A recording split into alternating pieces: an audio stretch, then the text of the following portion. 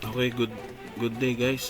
For 13F, we have the party composition of 1 priest, 1 paladin, 1 bard, and 2 DPS.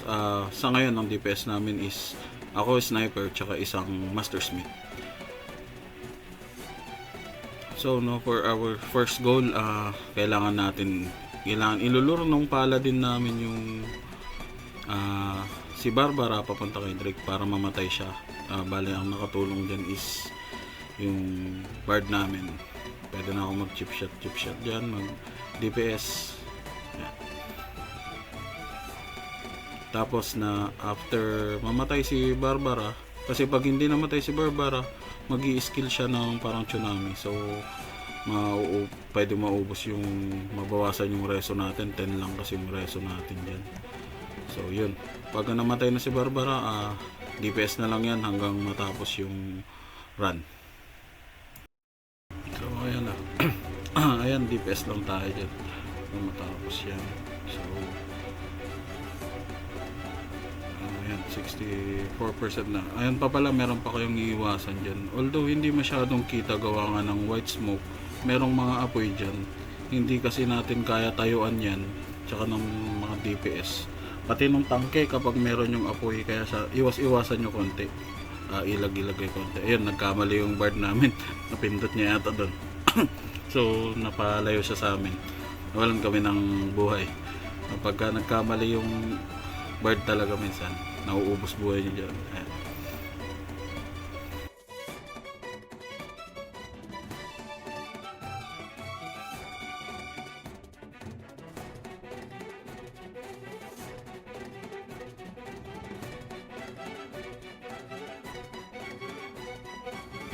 So ayan, below 10% na lang yung buhay ni Drake.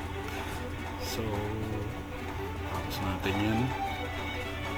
Pasalita na ako ng pula, kahit weapon lang. Total damage natin 124M. Ayan. Tapos sunod na run namin 12F. So naglagay ako ng hot doppel. Hot doppel para sa 10% reduct from pour water. Ayan, ang DPS namin ngayon, dalawang sniper. Pinalitan namin yung mastersmith. Dito sa 12F, parang effective dito yung Furious Pouring. Kasi parang may charge attack. Kaya nang meron yung bilog na red na hindi mo talaga matatayuan kahit na may bard. Ayan, so ilag-ilag lang. Tapos DPS, ilag, balik sa loob. DPS lang, balik sa loob.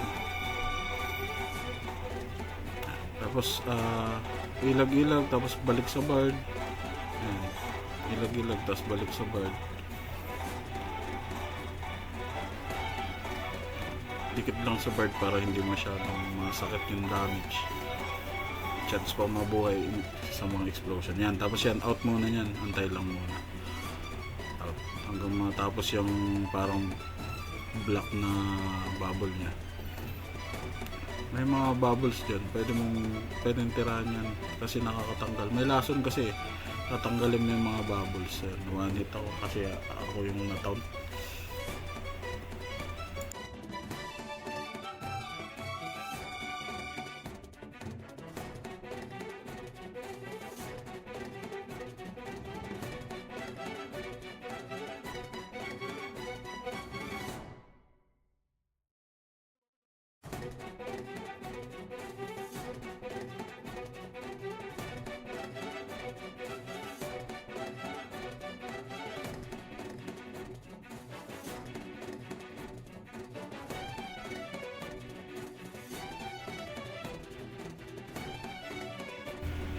So ayan guys, no, below 20% na yung buhay ni Kraken.